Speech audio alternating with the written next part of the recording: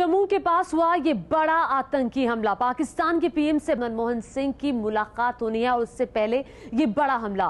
BJP सवाल खड़े कर रही है, लेकिन कांग्रेस मानो पाकिस्तान को क्लीन चिट देने की तैयारी कर रही है। ऐसा हम इसलिए कह रहे हैं क्योंकि दिग्विजय सिंह के ट्वीट से ऐसा लगता है। दिग्विजय सिंह कह रहे हैं कि जम्मू में आतंकी हमले की निंदा करता हूं।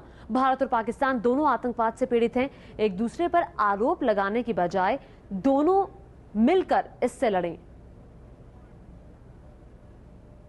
जो बातचीत बिल्कुल ड्यू है दोनों प्रधानमंत्रियों पाकिस्तान और हिंदुस्तान के प्रधानमंत्रियों के बीच में, जो बातचीत न्यूयॉर्क में होने जा रही है, ये बुनियादी तौर पर उसको मुतासिर करने के लिए है। और जब भी इस तरह की कोई बातचीत का दरवाज़ा खुलता है तो मिलिटेंट्स इस तरह की हरकतें करते हैं जिसका रिएक्शन हो और बातचीत जो है उसमें बाधा आए।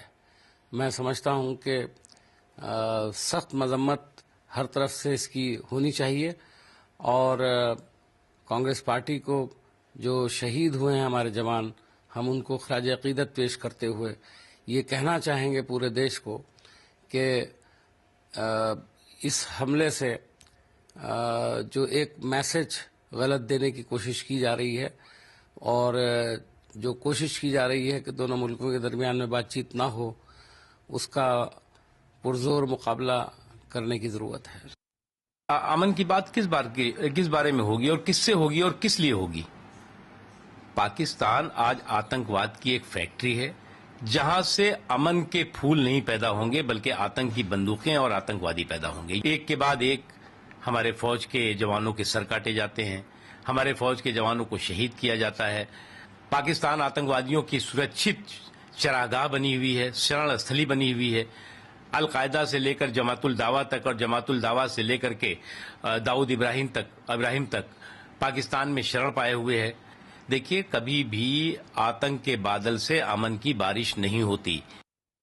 ये जो आतंकवाद का हमला हो रहा है, मैं समझता हूँ कि ये पाकिस्तान के बस और बूते में नहीं रह गया है। चूँकि शुरू में तो उन्होंने ज़रूर प्रोत्साहन दिया है, लेकिन अब तो खुद उनके देश में जिस प्रकार की आतंकवादी घटनाएं हो रही हैं, तो ऐसा लगता है कि कोई नियंत्रण पाकिस्तान सरकार का नहीं रह गया है। और अगर आतंकवाद को समाप्त करना है तो हिंदुस्तान और पाकिस्तान को दोनों को मिलकर इसके लिए एक योजना बनानी पड़ेगी, स्ट्रेटजी बनानी पड़ेगी। इसलिए मेरा ख्याल है कि बातचीत का जो की बात अभी तो प्रपोज्ड है, अगर वो अमेरिका में होती है मनमोहन सिंह जी प्रधानमंत्री और पाकिस्तान के प्रधानमंत्री नवाज शरीफ के बीच में, तो मैं समझता हूँ कि अच्छा है। मेरा ख्याल है उनको याद दिलाने की आवश्यकता है कि लाहौर और आगरा और दिल्ली में बातचीत जनरल मुशर्रफ से उस समय की सरकार ने किया था। अटल बिहारी वाजपेयी जी ने अपनी उसकी शुरुआत की थी। तो जब वो बातचीत कर सकते हैं तो आज की सरकार क्यों नहीं बातचीत कर सकती? तो बड़ा सवाल ये कि क्या बातचीत होगी नवाज शरीफ और प्रधानमंत्री मनमोहन सिंह के बीच?